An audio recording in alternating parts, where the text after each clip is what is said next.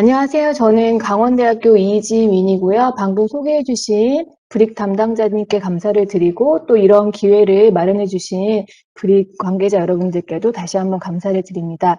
제가 오늘 발표를 드릴 내용은 태반 발달의 후성 유전 클러스터 유도 매개자 PHF6의 발견이라는 주제로 오늘 세미나를 진행해 보고자 합니다. 먼저 간략히 인트로덕션을 진행한 이후에 실험 전개에 대한 4가지 파트를 설명드리고 마지막에 시간이 허락이 된다면 치료제로서 응용하고자 하는 현재 연구 계획도 좀 덧붙여서 설명을 드릴 수 있도록 하겠습니다. 태반 분화가 되는 과정을 살펴보자면 먼저 여러분들이 모두 다 잘 알고 계시겠지만 특정 조직으로 발달을 하기 위해서는 처음에 만능성을 가진 그 줄기세포의 만능성은 사라지고 특정 조직으로의 신호가 켜져야 됩니다. 나중에 태반을 형성하는 트로포블라스트 리니지에서는 CDX2라고 하는 것이 발현하는 것이 아주 중요한 마스터 레귤레이터로서 기능을 한다고 알려져 왔습니다. 그렇지만 CDX2가 중요한 것은 알겠는데 CDX2가 어떻게 해서 업레귤레이션 되는지 프로모터, 즉 어떠한 유전자가 만들어지기 위해서 조금 더 상위 레벨에서 작용하는 프로모터에서의 작용은 잘 알려져 있지 않았었습니다. 많은 분들이 알고 계시겠지만 후성 유전학이라고 하는 것은 히스톤 코드를 포함해서 유전자 레벨뿐만 아니라 유전자 레벨의 상위 단계에서 어떻게 히스톤에서 DNA가 풀리고 감기는지에 대해서 메이저하게 연구가 되고 있는 분야입니다. 그렇다면 CDX2가 어떻게 올라가는지는 후속 유전학적으로 접근을 해보면은 CDX2가 언제 어떻게 시작이 돼서 턴온이 되는지 알 수 있을 거란 생각을 하게 되었습니다. 지금 제가 슬라이드에서 보여드리는 거는 히스톤 2B의 유비키티네이션이라는 것과 히스톤 3K4의 라이신 트라이메틸레이션을 보여드리고 있는데요. 이들 두 신호는 히스톤에 일어나게 되면은 히스톤에서부터 DNA가 많이 풀리기 때문에 즉 유전자 발현의 액티베이션 시그널이라고 생각을 하시면 되겠습니다. 태반이 분화되는 것에 있어서 사실 만능성 신호가 꺼지는 것은 어느 정도 알려져 있었지만 어떻게 해서 태반 분화의 특이적인 신호가 켜지는 데에 대한 것은 거의 알려진 바가 없었습니다. 그러나 방금 설명드린 H2BK120의 유비키티네이션과 H3K4의 트라이메틸제이션 같은 경우에 이 두 개가 어느 정도 파지티브한 영향을 끼친다는 것은 알려져 있었고 그리고 K120의 UB가 히스톤 3K4의 트라이메틸레이션을 포워드 방향으로 조절한다는 것은 알려져 있었습니다. 그러나 이 두 개는 알려져 있었지만 이게 어떻게 해서 이니시에이션 되는 건지에 대한 것이 알려져 있지 않았기 때문에 저는 이 부분에 대한 궁금증을 가지고 연구를 시작하게 되었습니다.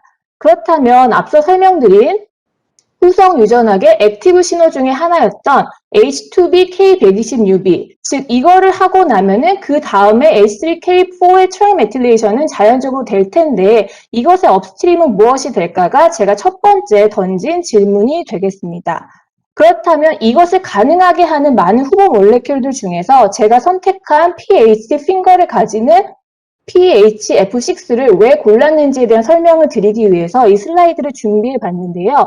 PHD 핑거라고 하는 것은 이미 알고 계신 분들도 많겠지만 히스톤에는 여러 가지 파스트 트랜슬레이션의 마디피케이션이 존재합니다. 그것은 아세틸레이션이 될 수도 있고 메틸레이션이 될 수도 있고 유비키티네이션 등등 많은 것들이 될 수 있는데 이러한 모디피케이션을 읽는 것도 있고 지우는 것도 있고 만드는 것도 있게 됩니다. 즉 읽는다는 리더 도메인 중에는 많은 것들이 있지만 그 중에서도 PHD 핑거는 이렇게 어떠한 히스톤 장기를 읽는 리더로서 기능을 할 수 있을 뿐만 아니라 또 라이터로서도 어느 정도 기능을 한다는 것이 알려져 있었기 때문에 다양한 후속 유전학적 신호를 매개할 수 있는 매개자가 될 수 있지 않을까 하는 의심을 하게 되었고 특히나 제가 PHF6에 관심을 가졌던 이유는 PHF6는 두 개의 pH 도메인을 가지고 있는 더블로 가지고 있기 때문에 뭔가 몰레큘 하나 자체가 두 개 이상의 크로스톡에 동시에 작용할 수 있을 거라는 그러한 가능성을 품고 프로젝트를 진행하게 되었습니다.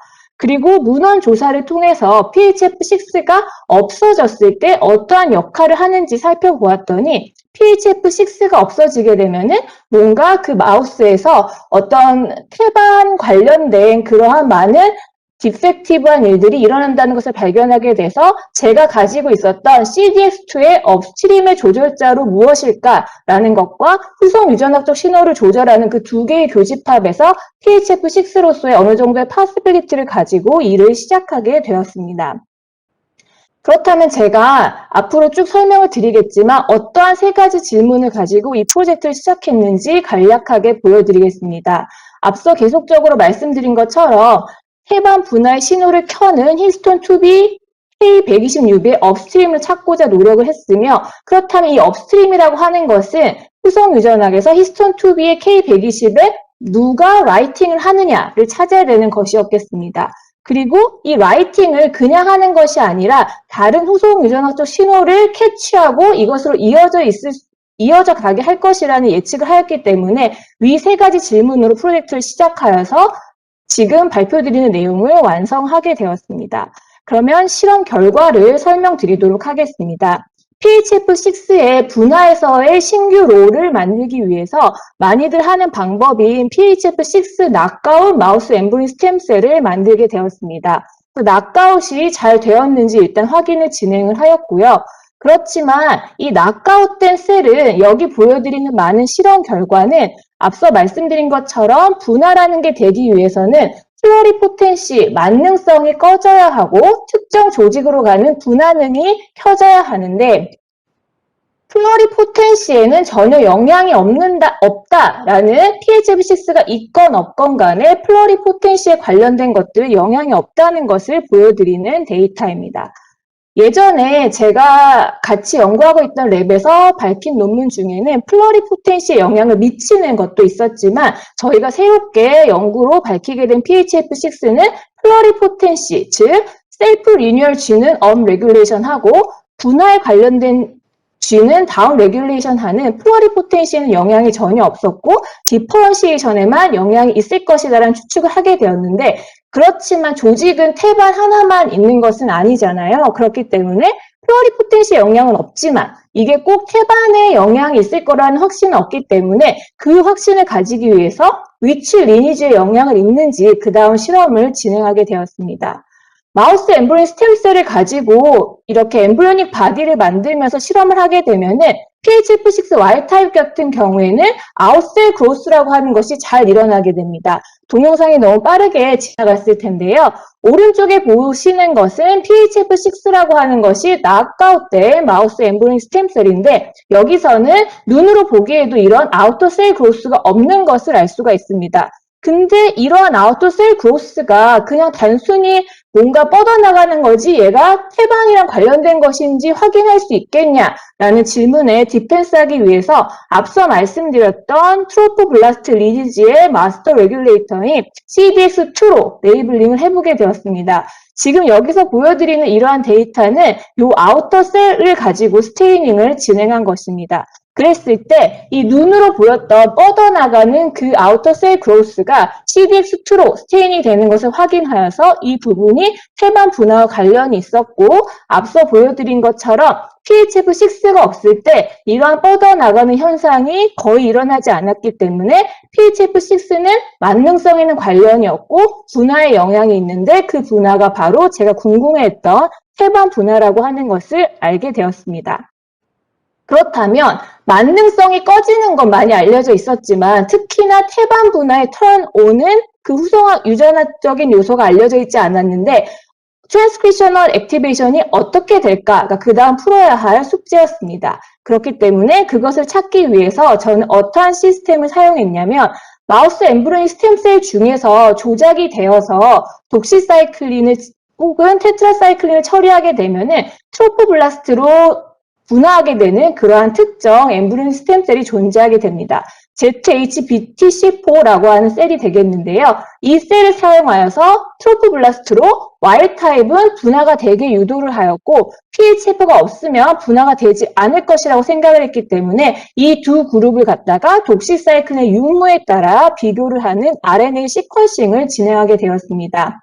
PHF의 유무에 따라 가장 차이가 나는 클러스터 1을 찾게 되었고, 이 클러스터 1에 집중되어 있는 그러한 카테고리는 바로 플라센타 디벨롭먼트에 관련된다는 것을 알게 되어서 PHF6는 플라센타 디벨롭먼트에 영향을 미치는 트로포블라스트 리니지에서 중요한 역할을 하며 그것의 방향성이 리프레션이 아니라 제가 궁금했던 액티베이션 방향이라는 것을 다시 한번 시퀀싱 데이터로 확인을 할 수 있게 되었습니다.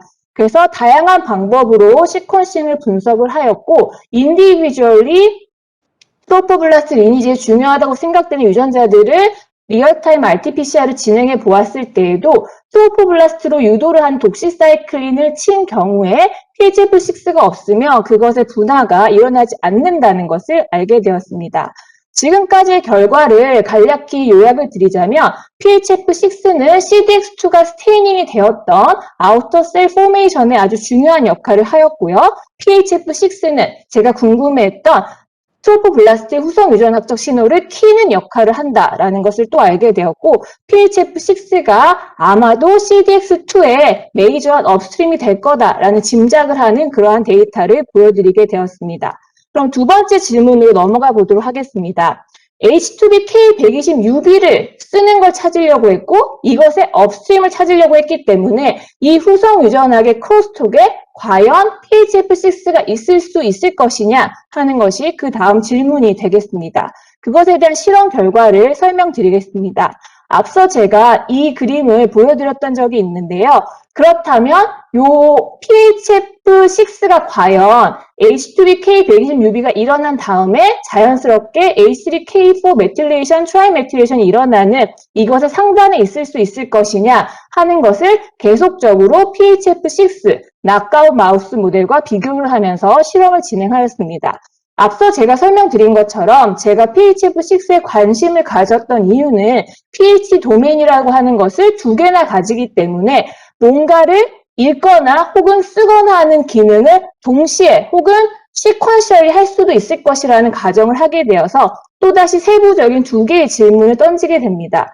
과연 이 PHF6가 히스톤 2B K120의 유비키티네이션을 할 수 있게끔 유도하는 라이터 기능을 할 것이냐 그리고 혹시 도메인이 두 개 있으니까 이 히스톤 2B K120의 유비키티네이션을 유도하는 또 하나의 다른 후속 유전학적 신호를 혹시 캐치할 수는 있지 않을까 이 두 가지 질문을 가지고 실험을 진행해 보게 되었습니다. 그렇다면 무언가 후성 유전학적 신호를 리딩한다는 것은 히스톤 모디피케이션이 일어난 펩타이드와의 바인딩이 일어나야 할 것입니다. 그렇기 때문에 저는 PHF6를 퓨리파이 한 다음에 어떤 일단 히스톤과 바인딩을 하는지 살펴보았는데 많은 히스톤, 즉 4개의 히스톤 중에서 히스톤 3와 히스톤 2B와 바인딩 한다는 것을 알게 됐고 펩타이드 바인딩 어레이를 통해서 가능한 파스빌리티가 높은 바인딩 할 수 있는 5개의 모디피케이션을 추리게 되었습니다. 그러나 이 모디피케이션 중에서 실질적으로 바인딩 테스트를 해보았을 때 K12 아세틸레이션하고만 PHF6가 아주 특이적으로 바인딩을 한다는 것을 알게 되었습니다. 제가 여기까지 실험을 진행하고 과연 PHF6가 H2B-K12 아세틸레이션을 어디로 인지할까 궁금해하던 중, 즉 어떤 도메인이 이 리더로서 기능을 가능하게 할까 궁금해하던 중 하나의 레퍼런스 논문을 찾게 되었습니다. 그 레퍼런스 논문을 봤더니 이때까지 많은 PhD 핑거는 사실 히스톤 모디피케이션이 일어나지 않은 그냥 펜히스톤 상황을 리딩한다거나 혹은 메틸레이션 상황을 리드하는 것이 거의 대부분이었는데 이 논문에서 처음으로 pH 도메인의 엑시딕한 리전이 아세틸레이션을 인지할 수 있다는 것을 알게 되었습니다. 물론 이 논문에서는 H2BK120의 아세틸레이션은 아니었지만 어차피 아세틸레이션이라고 하는 그러한 차지는 어떤 사이트에 일어나나 비슷할 것이고 그렇다면은 과연 이 아세틸레이션 사이트를 읽은 그러한 엑시딕 리치한 도메인이 PHF6에도 있지 않을까 하는 가설을 가지고 실험을 진행해 보게 되었습니다. 앞서서 PHF6에서는 2개의 PhD 도메인이 있다고 말씀을 드렸었는데요. 그 중에서 앞에 있는 PhD1에는 없지만 PhD2 스페시픽하게 이 엑시딕 위치한 레지듀가 있다는 것을 알게 되었습니다. 그래서 이러한 부분을 갖다가 뮤테이션을 시켰더니 실제로 제가 생각했던 것과 동일하게 이 엑시디 위치한 도메인에서 이 엑시딕한 부분을 망가뜨렸을 때 K12 아세틸레이션 히스톤 2B의 그 잔기를 갖다가 인지를 못한다는 사실을 알게 되고 매우 기뻤던 기억이 납니다. 그리고 구조생물학을 하시는 최희정 교수님의 도움으로 무엇인가를 인지하려면 그 부분이 사실 바깥으로 익스포즈가 돼야 되잖아요. 그래서 이 PhD2 도메인을 가지고 실제 모델링을 해봤을 때 가능성이 높게 이 엑시디 위치한 부분은 바깥으로 나와 있기 때문에 무언가를 만나는 찬스가 많을 거라는 확신을 또 가지게 되었습니다. 그래서 저는 여기까지 실험 결과를 통해서 PHF6가 히스톤 2B K12의 스페시픽한 아세틸을 레커니션 한다는 사실을 알게 되었습니다. 그렇다면은 실제로 처음에 궁금했던 건 K120UB를 가지고 이거의 업스트림을 찾는 것이었기 때문에 PHF6가 하나를 인지하는 건 알겠는데 이게 그 다음 제가 궁금해했던 K120UB로 이어지지 않게 한다면 사실은 처음에 가졌던 그 궁금증이 해결이 되지 않은 상황이었습니다. 그리하여 이 두 개의 히스톤 모디피케이션이 과연 링크가 돼서 타겟진 익스프레션을 시키느냐가 그 다음 해결해야 될 숙제였습니다. 그 와중에 또 다른 레퍼런스 페이퍼를 하나 찾게 되었는데 사실 아직 pH 도메인을 가진 경우가 E3 라이게이즈, E3 라이게이즈는 모두 다 잘 아시겠지만 포스트 트랜슬레이션 마디피케이션 중에서 유비키티네이션을 쓰게 하는 라이터 역할을 하는 엔자임이 되겠습니다. 많은 도메인들이 E3 라이게이즈로서 기능을 한다고 알려져 있었지만 pH 도메인은 E3 라이게이즈로서 기능한다 안 한다가 조금 컨트로버셜한 그러한 입장이긴 했습니다. 그렇지만 두 개의 pH 도메인을 가지고 있는 PHF6였기에 하나가 아세틸을 레커니션 했으니까 혹시 나머지 하나, 엑시딕한 도메인을 가지지 않았던 다른 pH 도메인이 E3 라이게이즈로서 기능을 하지 않을까라는 실험을 증명하기 위해서 다양한 실험들을 하였고 여기 보이는 P300과 같은 경우에는 히스톤 2B의 K12 아세틸레이션을 시키는 엔자임인데 이러한 것이 없어지게 되면은 히스톤 2B의 K120UB도 일어나지 않는다는 것을 알게 되어서 다양한 실험을 통해서 히스톤 2B의 K12 아세틸레이션이 되는 것이 PHF6에 의해서 그 다음 히스톤 2B K120 유비키티네이션으로 이어진다는 것을 알게 되었습니다. 그래서 그 다음에는 진짜로 이 두 개의 역할을 동시에 이어지게 하는 것이 PHF6인지 증명하는 그러한 마지막 일이 남게 되었습니다. 그래서 히스톤 2B와 PHF6의 상호작용을 또 다양한 실험을 통해서 증명을 하게 되었는데 여기에 보여드리는 E23S 같은 경우에 앞서 보여드렸던 히스톤 2B의 K12 아세틸레이션을 인지하는 그런 엑시디 위치한 도메인의 뮤테이션이 되게 되었습니다. 이러한 경우에도 히스톤 2B K120UB가 일어나지 않았고 아세틸레이션을 못하게 히스톤을 아예 막아놓으면 그 다음 두 번째 액티베이션인 히스톤 2B K120 유비키티네이션이 일어나지 않게 되었습니다. 다양한 모디피케이션이 나와서 조금 복잡할 수 있을 거란 생각이 드는데요. 이 그림으로 한 번 더 정리를 해보자면 두 개의 pH 도메인 중에서 뒤쪽에 존재했던 엑시딕한 그러한 아미노산을 많이 가졌던 도메인을 통해서 히스톤 2B K12 아세틸레이션 레코니션이 되고 그 다음에 앞에 있는 PHD 도메인을 통해서 히스톤 2B K120의 유비키티네이션이 쓰여진다는 것을 열한 어세이로 증명을 하게 되었습니다. 두 번째로 정리를 해보자면 히스톤 2B는 아주 셀렉티브하게 PHF6와 바인딩을 하였고 그냥 바인딩하는 것이 아니라 PHF6는 특이적으로 아세틸레이션된 H2B K12에 바인딩한다는 것을 알게 되었습니다. 그리고 PHF6는 아세틸레이션을 인지하는 것뿐만 아니라 제가 궁금해했던 PHF6가 바로 H2B K120 유비키티네이션을 시킬 수 있는 그렇지만 중요했던 건 H2B K120UB의 업스트림에 해당되는 신규 시그널을 찾았고 그것 두 개를 이어주는 것이 바로 PHF6라는 것을 알게 되었습니다.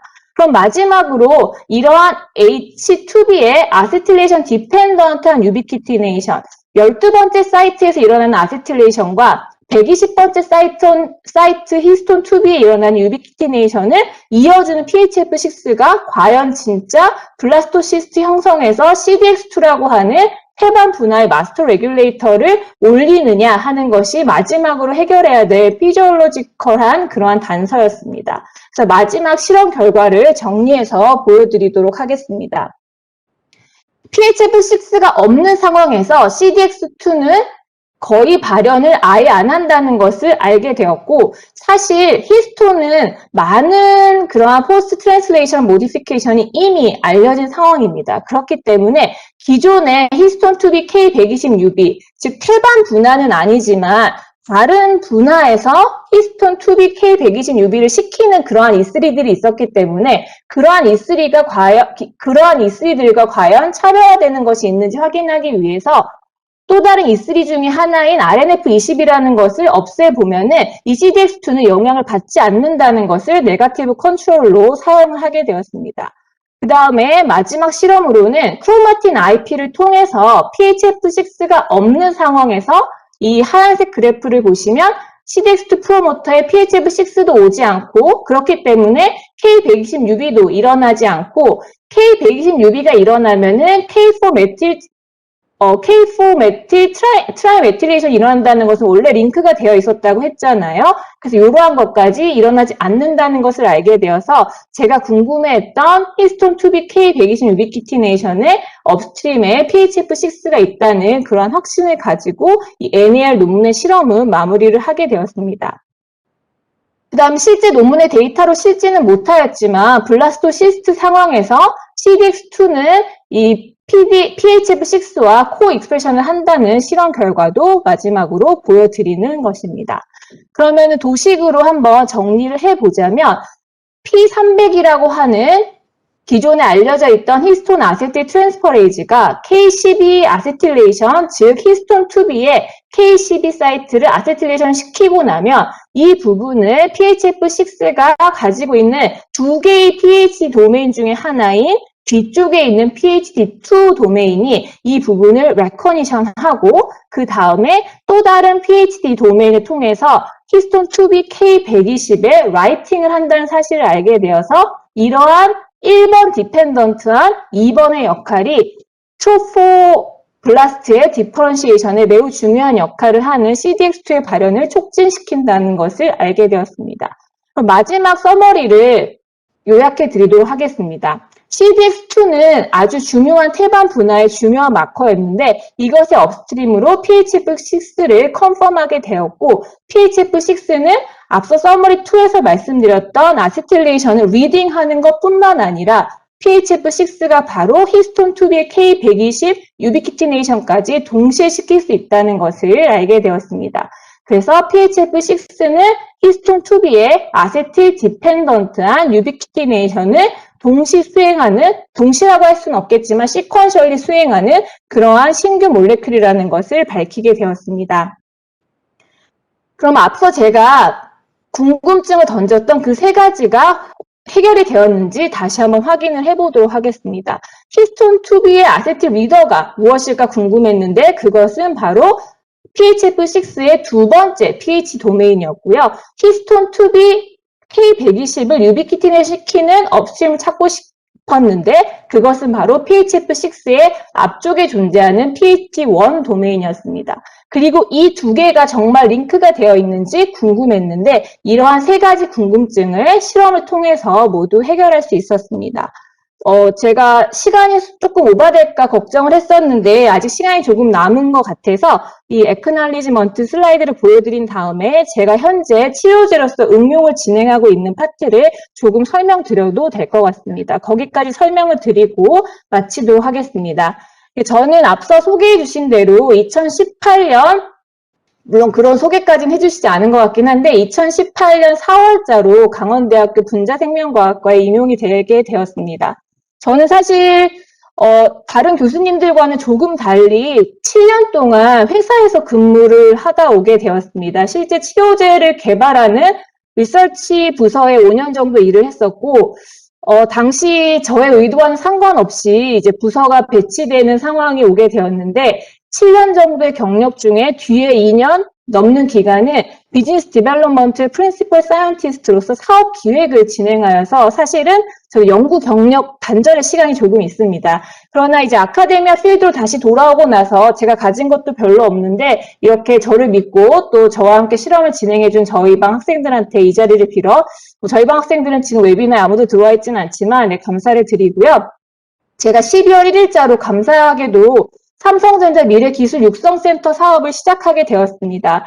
사실 이 프로젝트는 저 혼자 진행하는 것이 아니고 아주대학교에 계신 유태영 교수님, 프로틴 엔지니어링 및 합성생물학을 정말 잘하시는 이 교수님의 도움을 받아서 프로젝트를 진행하고 있는데 바로 이 프로젝트의 단서가 된 것이 앞서 제가 소개를 드렸던 NAR PHF6 논문입니다. 사실 유태영 교수님을 전혀 알지 못했는데 제가 무턱대고 찾아갔는데 이렇게 공동 연구를 해주셔서 또 여긴 안 계시지만 이 자리를 빌어서 감사 인사를 드립니다. 제가 거의 다 소개를 해드려서 이 그림은 금방 이해를 하실 거라 생각을 하는데요. 제가 어떻게 기초연구를 응용연구에 활용을 하려고 하는지 설명을 드리겠습니다.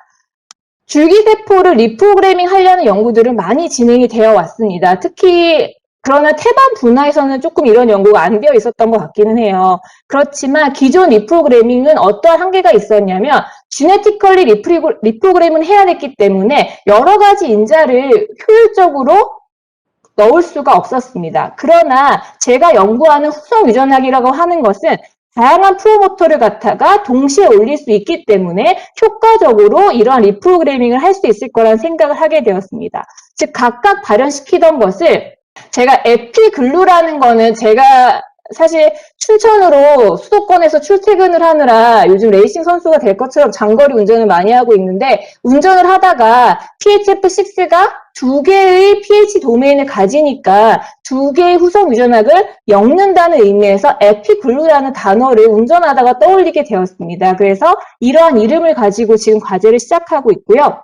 그래서 저는 이때까지 만능성을 끄는 건 있었지만 태반 분화에서 턴온 하는 건 없었기 때문에 PHF6라는 것을 모델로 해서 크로마틴 에피글루라고 하는 바이오 소재를 개발하려고 하였습니다. 그래서 후속 유전학적 신호를 읽는 것도 있을 것이고 후속 유전학적 신호를 쓰는 것도 있을 것인데 이러한 거를 링커로 연결을 해서 어떠한 세포를 다른 줄기세포로 분화시키려고 할 때 두 개의 모디피케이션을 크로마틴 에피글루로 이어주는 그러한 연구를 하려고 하고 있습니다. 그래서 결과적으로는 크로마틴 에피글루라고 하는 게 어떠한 문제가 있는 그러한 세포를 꺼내서 거기에 에피글루라고 하는 바이오 소재를 도입하게 된다면 그것을 통해서 특정 리니지로 호플리 조절을 할 수가 있고 그런 걸 통해서 리프로그래밍 실제 치료제 연구를 진행해 보려고 합니다.